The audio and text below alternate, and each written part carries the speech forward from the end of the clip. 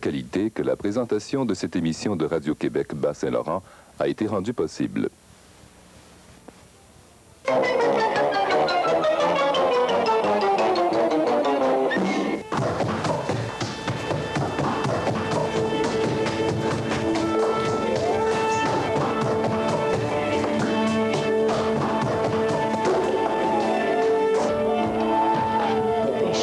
Votre panique, oui, ça commence dans 5 secondes.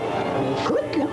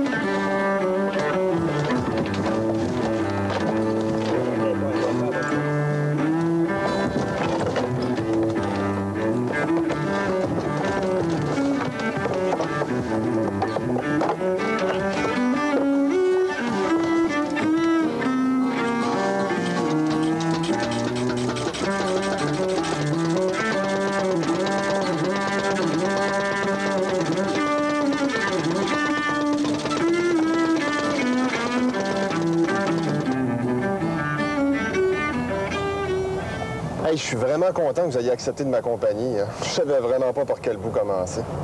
Tout ce que j'ai vu à date, c'est des quais délabrés, désertés. Vraiment, je m'attendais pas à ça. Je te comprends. Quand on se rappelle de ce que c'était, là, il y a seulement 10 ans, on se reconnaît plus.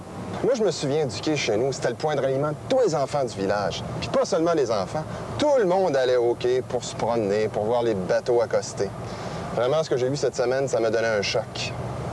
Hey, vous rendez-vous compte que sous peu, dans le Bas-Saint-Laurent, il n'y aura plus de quai, sauf à Rimouski-Est pour les pétroliers, puis à Rivière-du-Loup pour les traversiers. Vraiment, j'ai de la misère à me faire à cette idée-là. Et comme je te disais tout à l'heure au téléphone, là, je vais te faire rencontrer M. Bélanger de Baie-des-Sables. Lui, là, il va nous raconter ce que ça représente pour eux autres, le quai. Tiens, on fait des travaux sur le quai de Sainte-Flavie. Bien oui, je l'ai lu dans le journal que le comité des fêtes du centenaire là, a eu un projet de développement communautaire, puis une subvention de pêche océan pour rénover leur quai. Ah oui? Bien oui, bien Sainte-Flavie, c'est la porte de la Gaspésie. Puis tu comprends, leur quai, là, il donnait vraiment un mauvais coup d'œil pour les touristes.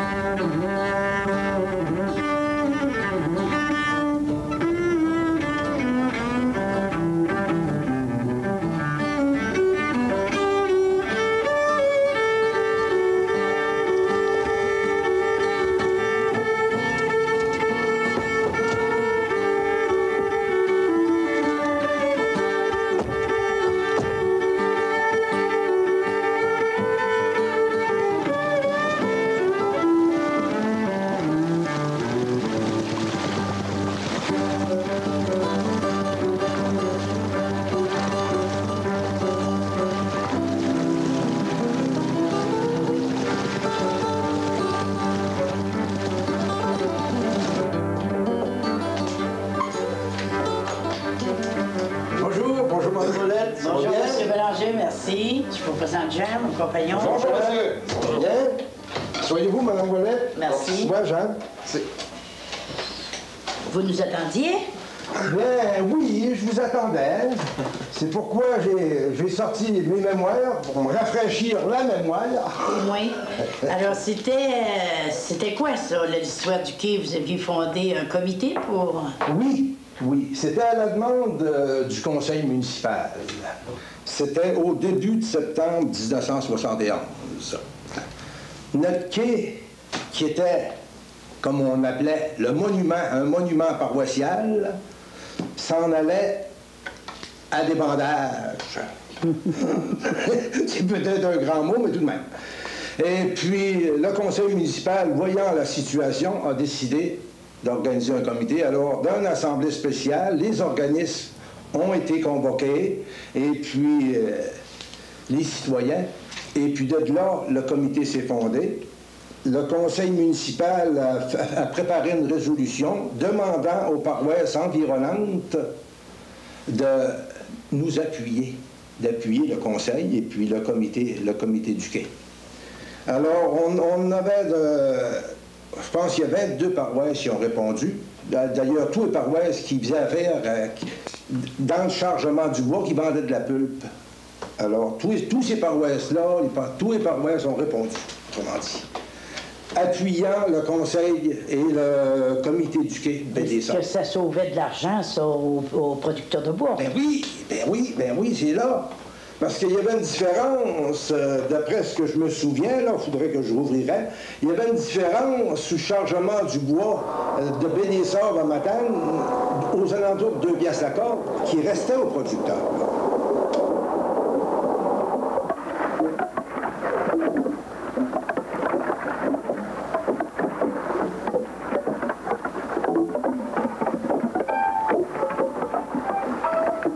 En 1971, lors qu'on a commencé à préparer le mémoire, nous avions 2 pêcheurs professionnels et puis une dizaine d'autres qui rapportaient quoi? Ils se prenaient au-dessus de 200 000 livres de poissons.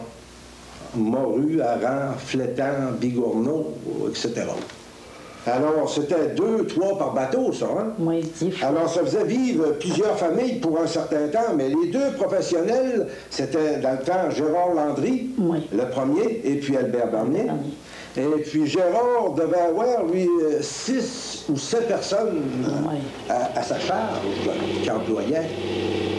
Alors, c'était assez rentable.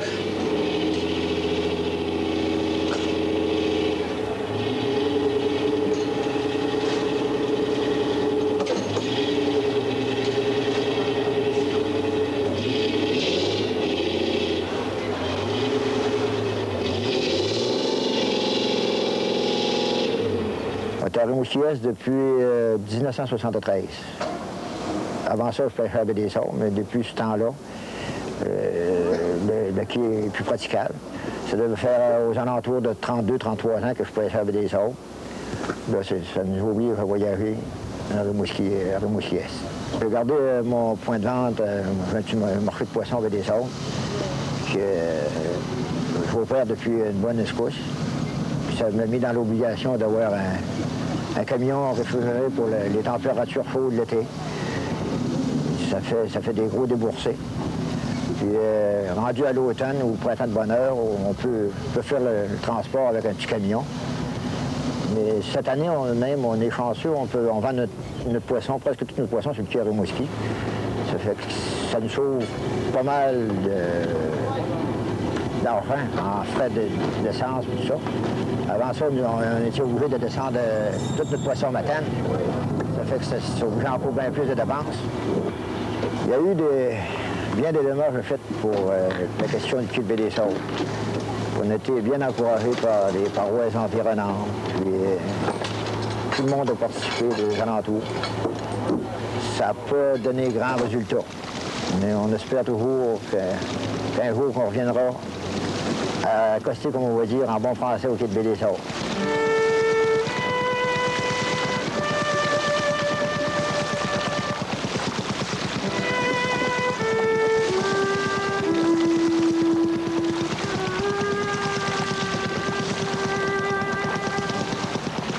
C'était difficile, tu sais, pour les gourettes d'accoster. Oh, bien difficile. Il fallait y aller pour les tasser, tu sais, qui se mettent côte à côte au nord quand la mer n'était pas forte. Ah, là, il fallait y aller. Pas l'autorisation, hein. Il fallait se maîtriser, certains. J'en emmenais Albert, là, tout Albert, j'ai dit, le bateau rentre, là, j'allais tirer ça. Quand c'était beau, c'était beau. Les 200 pieds comme ça, Ça allait bien, notre fille. Ça allait bien. Ça, en 1900... Attends, en 1958-60, il n'y avait rien de plus beau. Quand les tugs et les bateaux charroyaient, mais là, les capitaines ont dit on finit ça en 56. Quand là, les trucks ont commencé, on finit ça. Ça a diminué, ça a diminué. Puis déjà, ça fait 6 ans qu'on loge ça. Il a fallu, là. Il a fallu.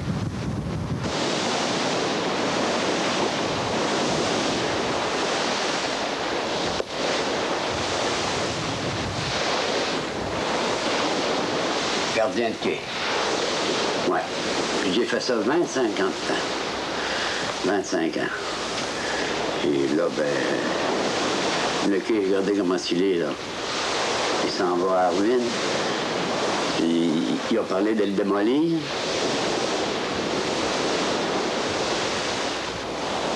Premièrement, le premier que j'ai bien connu, c'était le capitaine de veille de Bic, du Québec. Ensuite, il y avait le capitaine Darosier, à Saint-Ulrich. Puis, après ça, il y avait le Mont-Saint-Joseph. Il y avait tous les noms des bateaux, là, tu sais, ça m'est... Ouais. Qu'est-ce qu'ils apportaient? Ils apportaient des marchandises pour la farine, de la moulière, puis tout ce qui pouvait servir pour les magasins, là, des boîtes. Tu sais, la boîte, des tomates, tout ce qui se vend. Cigarettes, n'importe quoi. Ouais, il amenait ça. Il n'y avait pas les transports aujourd'hui. Les gros trucks, ils n'existaient pas. Il y avait mon oncle, le capitaine de veille, qui faisait ça. Puis il y avait le capitaine Darosier, qui, tu sais, il venait chercher il débarquait les marchandises ici. Puis après ça, il retournait charger de la peuple. Il chargeait ici, ou il s'en allait charger à Matane. Puis il remontait. Port-Alfred. Ouais. Il s'en allait pas Port-Alfred. Puis aujourd'hui, on ne voit plus ça. Puis c'est ennuyant. Vers une paroisse comme il y avait de la vague, c'était beau, du tourisme. Il y a jusqu'à l'hôtel qui est fermé. Passer pour une paroisse de fantômes, bien vite. Ça... Les mariniers, à bord de leur goélette, continuent d'apporter à Québec les richesses de l'inépuisable forêt. Ils viennent du bas du fleuve, de la rive nord, de la rive sud, tous expérimentés, connaissant les vents, les marées, les caprices, les brouillards, les tempêtes rageuses du Saint-Laurent. Ils sont marins de père en fils. Ils apportent à Québec ce précieux bois qui se transformera en modeste maison pour jeunes mariés, en bateaux rapides et puissants, en journaux tirés à des milliers d'exemplaires ou en une mince plaquette de poèmes que personne ne lira jamais.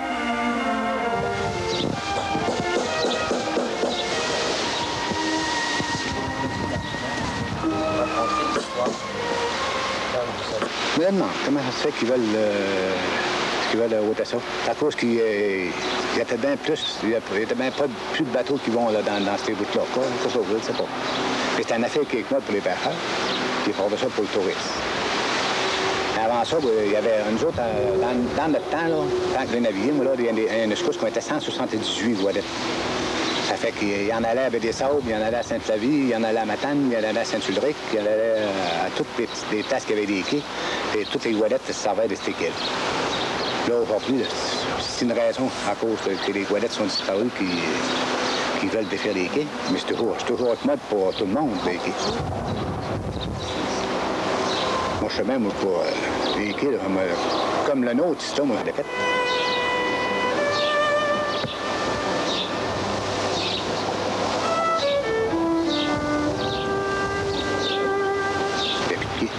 En ayant plus de quai, là. Puis c'était un quai qui était bien dans l'ombre, c'est ce qu'on avait ici à Saint-Ulrich. Il y en a un, ben, des sables aussi, là, c'est un quai en grand tirant d'eau, ça, il y a de l'eau c'est un quai, tu peux rentrer en mer haute et en mer basse.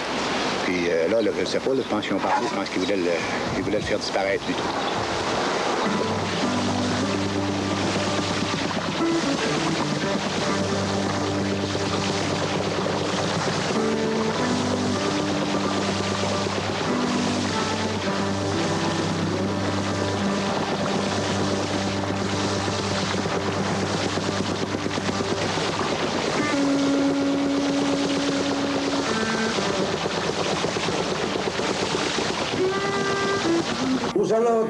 du 20 juillet, là, la pêche au maquereau commençait. Pêche touristique, un peu, là. Oui, Là, vous tombez un peu dans le tourisme. Vois-tu, à Métis, ben, c'est plein de touristes, hein? Ah oui. On avait des pêcheurs même de maquereau qui partaient de Méchant pour monter pêcher à Baie-des-Sables au maquereau. Ils s'en prenaient, Méchant, mais ils s'en prenaient plus à Baie-des-Sables. Ça venait de la vallée, ça venait de Montjoli, ça venait de Rimouski, ça venait de partout. Ben, un samedi et un dimanche, entre autres, moi-même, j'ai compté plus de 250 pêcheurs sur le quai. Aujourd'hui, ben, c'est plus à l'âve sur le quai, ou plus capable. Il n'y a plus de place pour les bateaux, parce que c'est dangereux. Il n'y a aucun abri. Et puis, les pêcheurs, ben, c'était des petits bonhommes de 6, 7, à aller jusqu'à 80 ans, qui s'occupaient de pêche au quai. Aujourd'hui, ça, c'est mort, parce qu'on n'a plus accès, on n'est plus capable d'entrer. Là, je pense aussi que vous aviez parlé d'un circuit touristique partant du domaine Reffeur. Oui. Des Sables. Oui, c'était dans nos espoirs. C'était dans nos espoirs avec le quai, parce que beaucoup de voiliers puis de bateaux à moteur là, qui désiraient venir au quai à Baie-des-Sables pour pouvoir aller à Métis et puis visiter, puis les visites Saint-Lamas, domaine Reffeur, tout ça. Et puis, à l'heure actuelle, c'est mort. Est-ce qu'il y a un espoir? Oh, l'espoir. Depuis, mon Dieu. L'espoir depuis 1977, l'espoir est petit. Là, pour le moment, on s'occupe plus de ça.